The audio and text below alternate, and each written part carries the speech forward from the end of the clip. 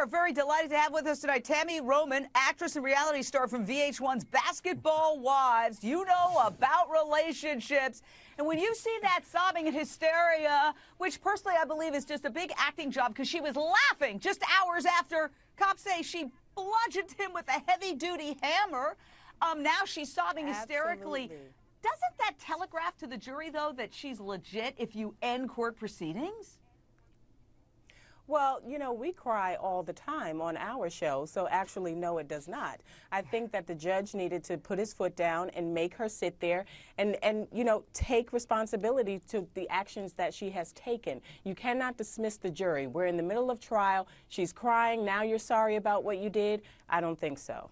Yeah, I think he should have said, sit down and, you know, zip it, honey. We're proceeding. Yes. Because by saying go home for the day and she collapses dramatically like that, it's almost like saying she's the victim. I am so sick and tired of trials where the defendant plays the victim. I could pull my hair out. You know what I'm talking about, Michael Dunn, in these new released interrogation tapes. Marissa goes on and on and on about her sex life with her husband, who, again, did I mention she just bludgeoned him with a hammer hours earlier? Listen to this.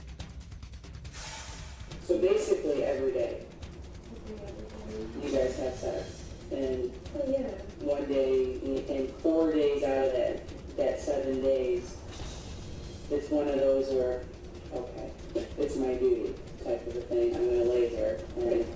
Does he get rough to where?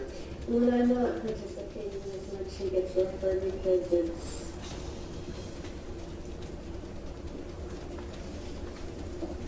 no fun. All right, as I hold this hammer, I want to warn you. We're going to show you exactly one photo of the victim. It is so graphic and gruesome, I have to give you a warning. But it brings home how hideous it is for her to be laughing just hours after prosecutors say she did that damage to his skull. Check it out. There it is. Look at that. Oh, my God. J. Wendell Gordon, look at that. I'm looking What does at that it. tell you? That he took a serious blow to the head.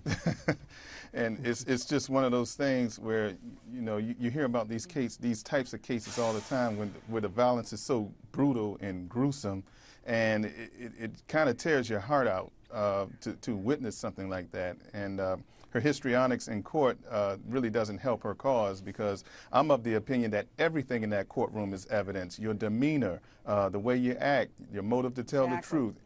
Everything that happens in that courtroom, it can be considered as evidence to determine whether or not you're guilty or innocent. And by the way, the judge said that he's going to get tough, and that's the last time histrionics are going to disrupt the trial. So I'm pleased that he did that. But getting back to that gruesome photo, Adam Zwickel, criminal defense attorney, you can defend that? I doubt it. Well, I think the focus has got to be on what the trial is. In these kinds of cases, there's always horrible photographs. There's always a lot of emotion. But I think the state's got a lot of problems with their case. They're going to be calling witnesses to the stand who are the primary witnesses, who are liars, who have struck deals with the state in order to get off on child pornography cases and assisting, allegedly, in this particular murder. And I think the state's really got a difficult time in order to do that. But these photographs are something that the defense is going to have to deal with in order to lessen the emotion and lessen the effect on the jury.